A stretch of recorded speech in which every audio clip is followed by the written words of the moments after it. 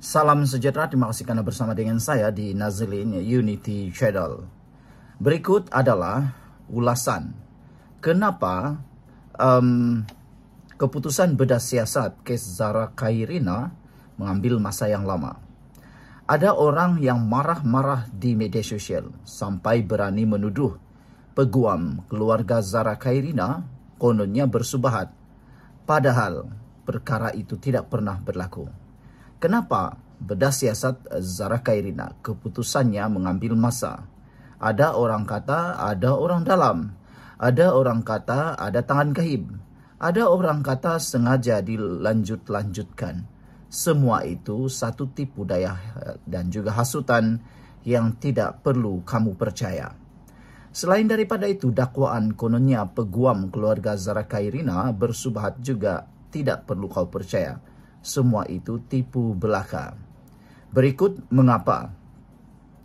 Berlaku kelewatan keputusan bedah siasat kes Zara Khairina. Saudara-saudara sekalian, bayangkan anak kita meninggal, tapi kita tidak tahu puncanya. Minggu demi minggu, bulan demi bulan, jawaban itu masih belum sampai. Zara Khairina 13 tahun meninggal dalam keadaan misteri. Keluarga kata ada lebam, patah, tanda-tanda yang mencurigakan. Tapi tiada bedah siasat dibuat sebelum pengkebumian. Persoalannya, kenapa? Kebenarannya, prosedur awal sudah gagal. Dalam kes kematian mengejut, autopsi sepatutnya dibuat serta-merta. Tapi ini tidak. Hanya selepas keluarga buat laporan polis kedua, barulah pejabat peguam negara arahkan exhumation, iaitu gali semula kubur 3 minggu selepas Zara dikebumikan. Sebelum kita teruskan ulasan yang hebat ini, jangan lupa tinggalkan komen Anda dengan tanda pagar solidariti untuk Zara. Tapi sebelum itu, izinkan saya kongsikan dengan Anda semua. Ini terapi imun transfer factor for life. Terapi imun yang meningkatkan daya imun badan kita sehingga 400%. Secara umum dan ringkasnya, kita kena penyakit karena daya imun badan kita yang lemah. Kita kena penyakit karena imun badan kita yang bodoh. Tetapi apabila imun badan kita menjadi kuat, kita jadi sembuh daripada semua jenis penyakit. Terapi imun ini mendidik imun badan kita menjadi bijaksana, lalu menghapuskan akar penyakit yang bertumbuh di dalam tubuh badan kita. Cepat dapatkan produk yang hebat ini melalui nombor telefon saya yang tertera, dan produk ini lulus KKM, halal, juga diperakui oleh dokter-dokter di seluruh Malaysia dan dunia. Cepat dapatkannya melalui nombor telefon saya yang tertera. Ingat, ini mungkin jalan yang Tuhan berikan, tunjukkan kepada Anda untuk lepas daripada masalah kesehatan Anda. Saudara-saudara sekalian, inilah yang jadi punca pertama kelewatan. Bila autopsi dibuat lewat, siasatan jadi rumit, bukti mulai hilang, masa juga terbuang. Proses gali semula pula bukan semudah gali dan terus periksa. Ada prosedur mahkamah, perlu saksi, perlu kawalan polis dan pakar forensik khas. Semua ini ambil masa. Tapi persoalannya, kenapa perlu tunggu lama untuk mula proses itu?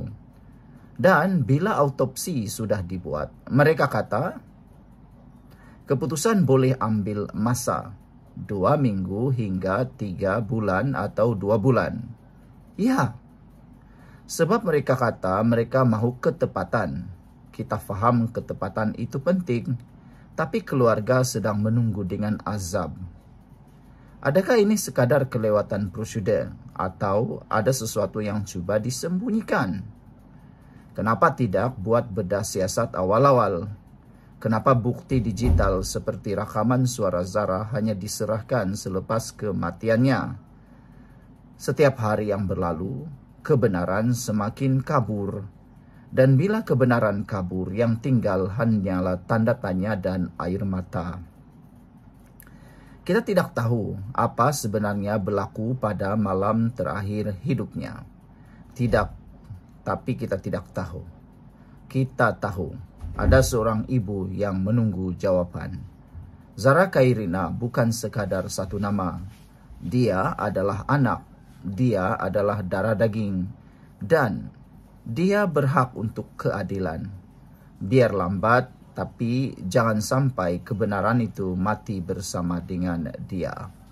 Saudara-saudara sekalian, berikut pula sebab-sebab kelewatan keputusan bedah siasat keluar. Pertama, kerana prosedur kunci mendahului autopsi awal. Tiada bedah siasat dilakukan sebelum pengkebumian. Zara disemadikan pada 18 Julai tanpa sebarang pemeriksaan perubatan. Saudara-saudara sekalian, permintaan rasmi dan perintah AGC hanya setelah keluarga membuat laporan polisi yang kedua pada 3 Ogos yang membangkitkan kebangkitan dan kebimbangan terhadap lebam dan kecederaan, dan secara rasmi meminta gali semula.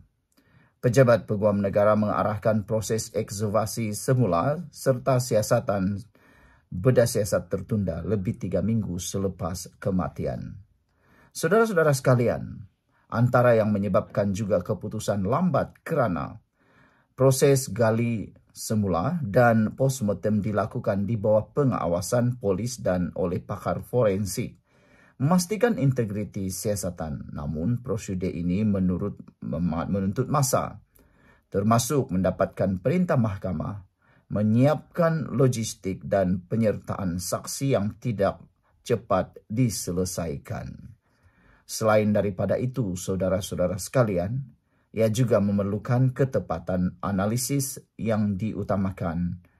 Menurut sumber, keputusan bedah siasat mungkin mengambil masa antara 2 minggu hingga 2 bulan kerana ketelitian dan kepentingan mendapatkan laporan yang tepat. Akibat kekurangan autopsi awal, keseluruhan proses kini lebih rumit dan memakan masa. Kelima, kerahsiaan kes dan prosedur perundangan.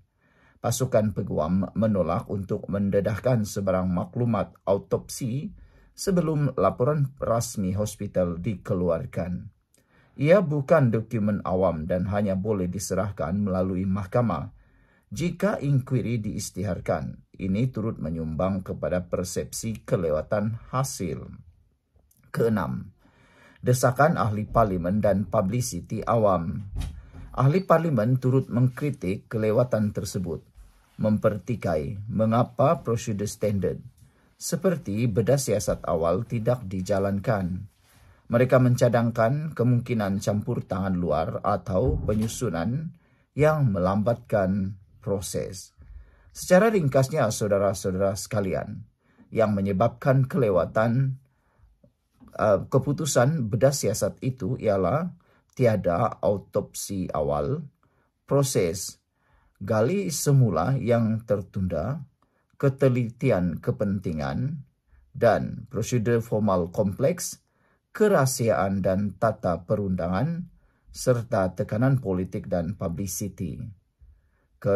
Kelewatan keputusan bedah siasat Zara Khairina bukan semata-mata isu birokrasi, tetapi hasil daripada gabungan kekosongan prosedur awal, keperluan ketelitian forensik, tata cara perundangan dan sensitiviti politik. Semua ini menuntut proses teliti dan berhati-hati yang secara semula jadi memakan masa lebih lama daripada kes biasa.